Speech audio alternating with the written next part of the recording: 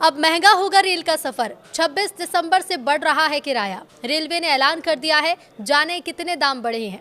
नमस्कार, न्यूज़ 18 का digital platform आप देख रहे हैं और मैं हूं ऋतु सिंह।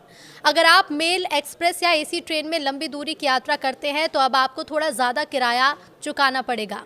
लेकिन रोजाना लोकल ट्रेन से यात्रा करने वाले यात्रियों के लिए फिलहाल कोई बदलाव नहीं है। रेल मंत्रालय एसी के साथ साथ नॉन एसी ट्रेनों के किराए में इजाफा कर रही है, जो 26 दिसंबर 2025 से लागू हो जाएंगे। भारतीय रेलवे ने रेल यात्रियों के लिए बड़ा ऐलान कर दिया है।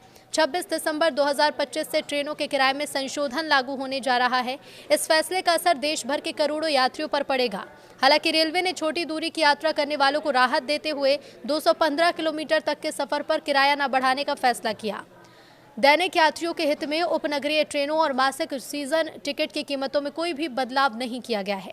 रेलवे के अनुसार साधारण श्रेणी में 215 किलोमीटर तक की यात्रा पर कोई भी अतिरिक्त किराया नहीं लिया जाएगा। इससे रोजाना सफर करने वाले यात्रियों और छोटी दूरी के यात्रियों की जेब पर कोई भी बोझ नहीं पड़ेगा। रेलवे का कहना है कि यह फैसला आम यात्रियों को ध्यान में रखकर लिया गया है।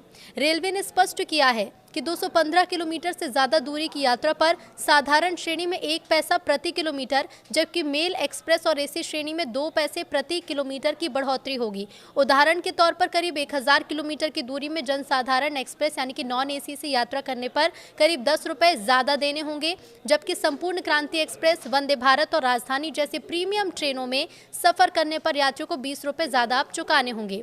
रेल मंत्रालय के मुताबिक नया किराया संशोधन राजधानी, शताब्दी, दुरंतो, वंदे भारत, तेजस, हमसफर, अमृत भारत, महामना, गतिमान, अंत्योदय, जनशताब्दी, युवा एक्सप्रेस, एसी विस्टाडोम कोच, अनुभूति कोच और साधारण गैर उपनगरीय सेवाओं जैसे प्रीमियर और विशेष ट्रेन सेवाओं पर भी लागू होगा। भारतीय रेलवे की ओर से ट्रेन टिकट के दाम में ये इस साल की दूसरी बढ़ोतरी की गई है। इसके पहले जुलाई महीने की 1 तारीख को रेल किराया बढ़ाया गया था। 1 जुलाई से भारतीय रेलवे की ओर से रेल किराए में की गई बढ़ोतरी भी इतनी ही थी।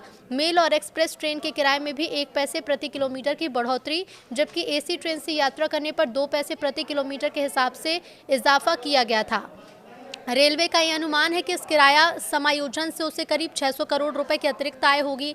रेलवे के मुताबिक इस राशि का उपयोग परिचालन लागत को संभालने और यात्री सुविधाओं को बेहतर बनाने में किया जाएगा, जैसे स्टेशन की सुविधाएं, कोच का रखरखाव और सुरक्षा व्यवस्था।